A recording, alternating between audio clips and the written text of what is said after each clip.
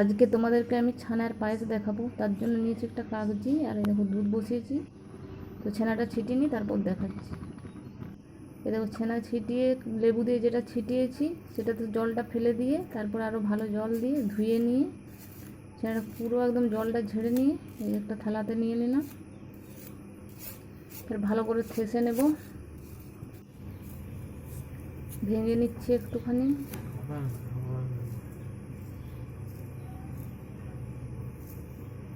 তারপর কিন্তু ভালো করে থেসে নেব,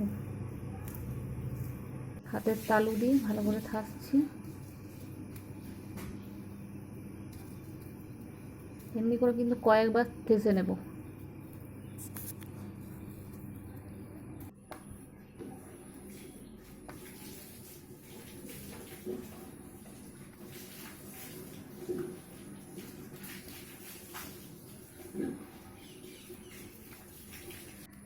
কাগজিতে ছিটিয়ে না জলটা ফেলে দিলে তাহলে টক টক হয়ে যায়, তো দুধে দিলে ছিটে যেতে পারে। এই দেখো থেসে নিয়েছি। এবার গোল গোল করে পাকিয়ে নেবো মিষ্টির মতো। ছানাটা একটু টক টক রয়ে যায়, তার জন্য জল দিয়ে ভালো করে ধুয়ে নিয়ে ভালো লেবু দিয়ে ছিটিয়ে নিয়ে এরমভাবে সব গোল গোল করে পাকিয়ে নেব।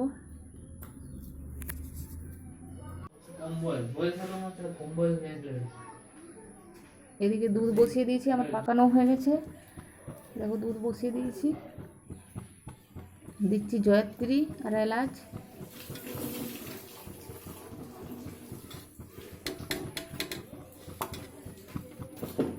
ফুটন্ত জলে বলছি দুধে আমি কেশরটা ভিজিয়ে রেখেছি।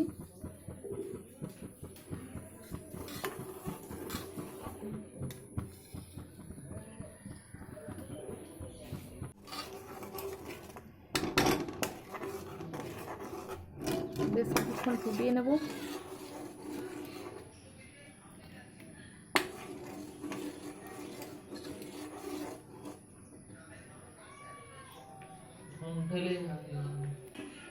একটু ঘন করে নিলাম। এবার দিয়ে দেবো কেশর ভেজা দুধটা।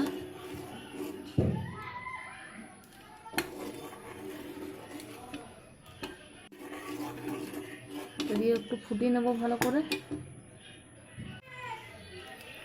চিনি দিয়ে দিচ্ছি।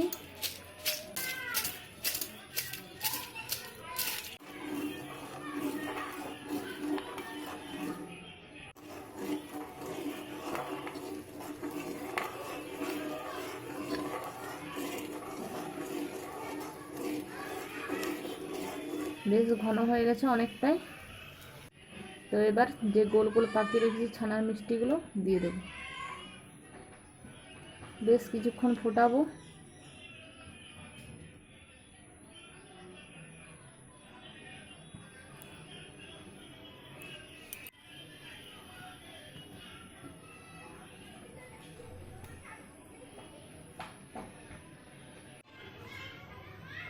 ফুটিয়ে নিচ্ছি ভালো করে একদম। এই দেখো আস্তে আস্তে হয়ে গেলে দেখবে যে ভেসে যাবে একদম উপরে। অনেকটাই হয়ে গেছে, তোমাদেরকে কিছুক্ষণ পর দেখাচ্ছি।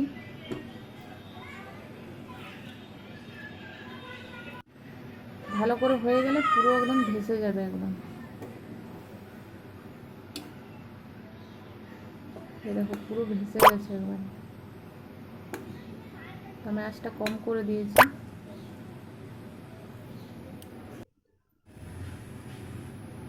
দিচ্ছি হচ্ছে কিচমিচ, তোমরা চাইলে কাজু বাদাম পেস্তা গুঁড়ো দিতে পারো একটু ছিটে পর।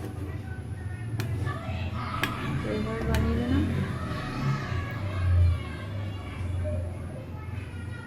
হয়ে গেছে, আমি গ্যাস বন্ধ করে দিয়েছি।